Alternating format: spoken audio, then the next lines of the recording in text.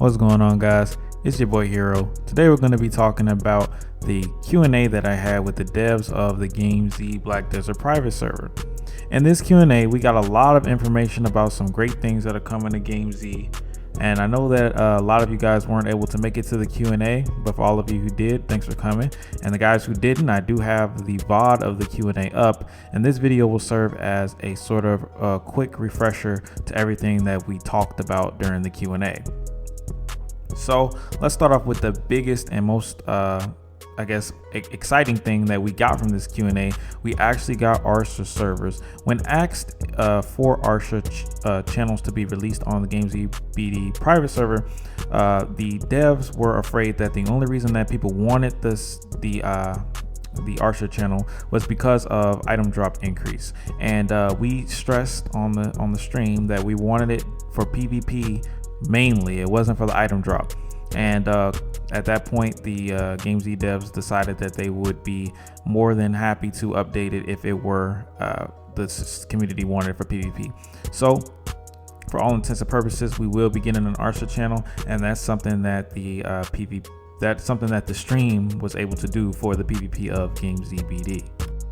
Next up, we found out that GameZ is not in any way being held back from updates. I know a lot of people were concerned about that the Pearl Abyss retail version had done something to make it where it would be difficult or impossible for GameZ to update more recent patches and things like that. But the devs have assured us that when Dragon releases in retail, we will have it on the private server within 4 weeks, and so that applies to all updates and the remastered update as well. They're waiting until Dragon is released before they release the remastered version. That's what they're saying. That's what their plan is right now. So that's also very great news. So we don't have to worry about the game not being able to, get new content because, Pearl Abyss has done something. And that leads us to the next question. Has Pearl Abyss, or will Pearl Abyss be able to affect the servers in any way? The devs do not believe so. They say it is almost impossible for Pearl Abyss to stop them from updating or keeping the servers online. So that's also great news as well.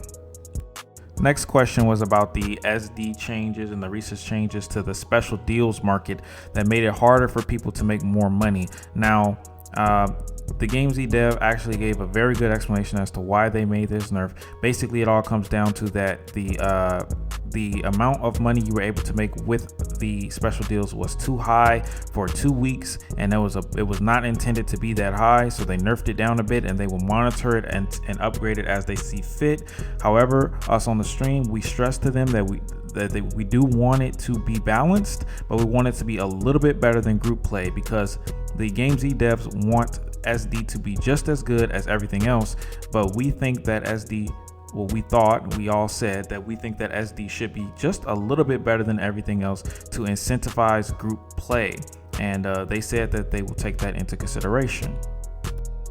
The next thing was the Gathering, and the Gathering was nerfed because they thought that it was just a little too convenient that people could stay gathering without ever losing energy. So that's why it was nerfed. They don't want it to stay in the state that it's in currently, so it will be buffed over time, but they are monitoring it in a similar fashion that they are monitoring SD. When it all comes down to it is that they are monitoring the time it takes for a player to reach full pin gear, and they have those statistics, and they know how much they can allow us to progress without the game feeling boring. So they want the progression to be challenging just a little bit, and they're trying to keep a balance of that. It's like a balancing act of trying to keep things balanced but not too difficult and not too easy all at the same time. So that's what they're doing, and SD and Gathering are all a part of that. Now, those were some productive questions. We also got to ask some more less productive questions where we didn't really get too much of an answer. We asked about basically balancing for classes, and basically what the devs said is that they are working on it, but it's a very, very tough system, and it takes a long time because every time they make one small change, a larger change may occur that will be a negative impact and an impact that they did not intend on.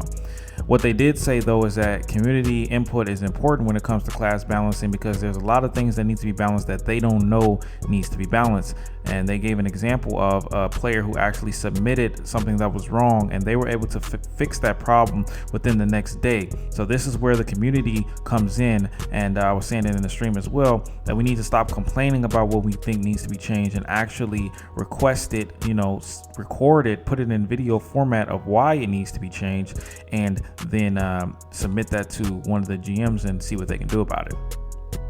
When asked about the possibility of buffing defense DP in order to give people more build variety, the answer was that the DP is going off of the formula of retail, and this goes for evasion as well. And accuracy is going off to the formula of retail, and they tried to make it one-to-one with retail. They don't want to mess with it yet because like they said, it messes up with stuff, and you have people complaining. They don't want to cause people to complain. They'll monitor it and see if it's a possibility later down the line, but as of right now, they don't want to mess with any stats, even though they could.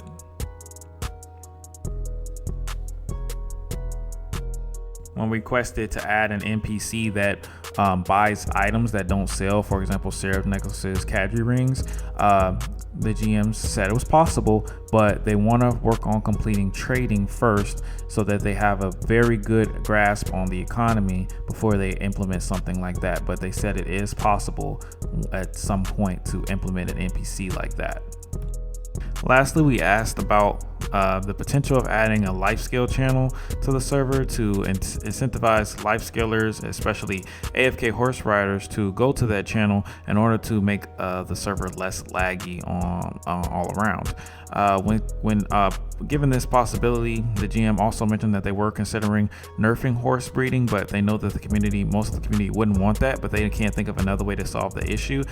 They will be willing to ask everyone how they feel about a life scale channel and see where it goes from there.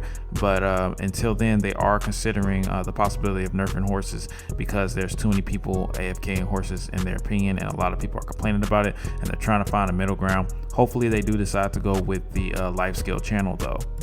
And that's pretty much all of the highlights from the Q&A. Like I said, if you want to watch the full thing, and the VOD is going to be on my channel. It's 2 hours long, so good luck with that. But that's pretty much all of the most important stuff we talked about. The real take home from this kind of thing is that they are willing to listen to the community as long as the community is willing to back up what they need and what they need to be changed with evidence and fact. They seem to be very open to requests and suggestions and willing to make changes very quickly. So that now falls on us as a community for this game to communicate with them on what we feel is correct. And this was a great step in the right direction, and I am very happy to see this kind of situation unfold. I'm happy for all the people that participated and giving the questions and suggestions on questions and things of that nature. Of course, I only asked a very small amount of questions because this whole interview took about 2 hours. We can't obviously take up the GM's time all day, but we asked a lot of very good questions that I feel were very important to the community, and we got our answers for the most part on a lot of very pressing matters that we didn't have answers for before. So I was very happy with the turnout, and I hope you guys were too.